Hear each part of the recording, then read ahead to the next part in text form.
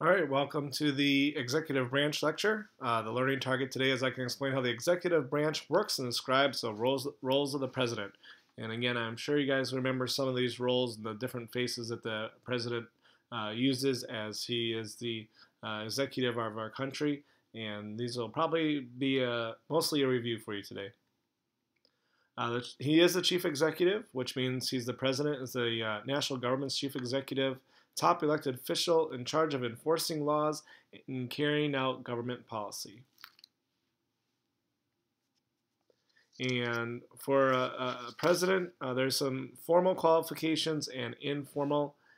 Any candidate seeking the presidency must satisfy certain qualifications laid down in the Constitution.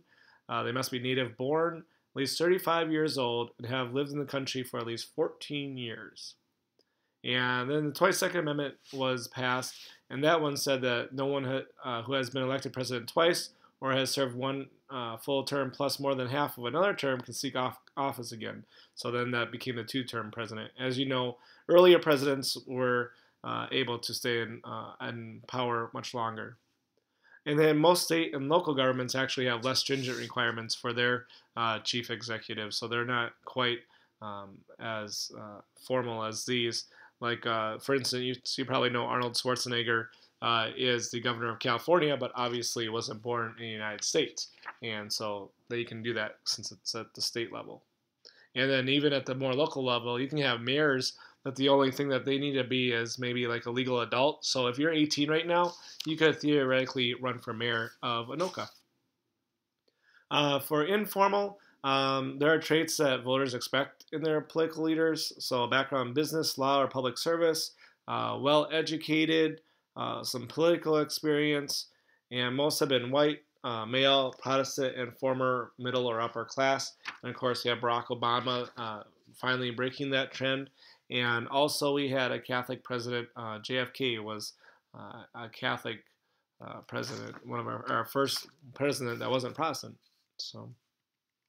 There's many roles of the president, and the chief executive is one of them.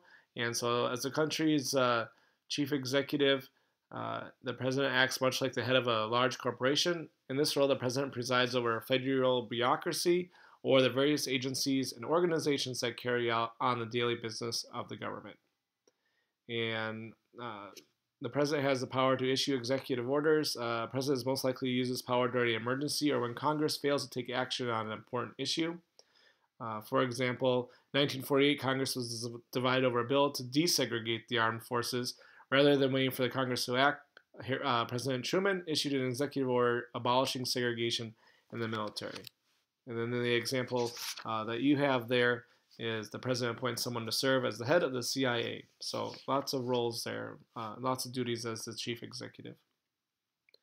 The chief of state, the president also acts as the chief of state, the ceremonial leader of the government. And as chief of state, the president represents the United States at official functions, both at home and abroad. For example, the president greets foreign leaders and hosts state dinners at the White House. Chief of state duties also include acts to promote national spirit, as when the president lights the national Christmas tree, or throws out the first pitch of the Major League Baseball season, or makes a patriotic speech on the 4th of July. Another role is that the president is our commander-in-chief, and it's one of the most challenging roles. As head of the armed forces, the president is responsible for the operations of the U.S. military and overall security of the nation. And since World War II, the president has often committed troops to action without a formal declaration of war, so he can't declare war by himself. Congress is the one that has the authority to do that, but there's many times that the president will call out troops or even call out like the National Guard to put down a riot. And another role is chief diplomat, and that just means that they're looking at different foreign policy and they hold talk with foreign leaders and negotiate treaties. And for example, the president travels to meet with the leaders of several foreign countries. Chief policymaker means that the president has served as the chief policymaker for the nation, which is significant influence over the legislative process. And we just talked about that in one of the last lectures. And so they can set the policy agenda, for Congress in the annual State of the Union address. If you ever listen to the State of the Union, usually they talk about the things that they want to get done. And then also, as we talked about in the last lecture, they can sign certain bills, or also they could veto a bill. Chief manager of the economy, the president has no formal power over the economy. However, the president does work with Congress to write a federal budget and set tax policy. The president also appoints members of the Federal Reserve Board, which you may talk about in economics. They are the chief of the party, and the president is the leader of his or her political party. Presidents tend to have deep loyalty to their party, and they exert great influence over party members in Congress. They typically work to ensure that their party does well in the congressional elections in hopes of gaining or strengthening a congressional majority. They may take part in campaign fundraising or other campaign events. They also typically reward loyal party members with political favors or appointments to federal office. And then chief citizen, I think we're almost getting done here, guys. Strives to embody American ideals and to serve the nation by acting in its best interests. And there's times like Barack Obama reassured and comforted the people after Superstorm Sandy. That would be a role that the president has. The final one here is the president also plays an important role as the head of the executive branch in the federal systems of checks and balances. And as we have already said, he or she may approve or veto legislation by Congress.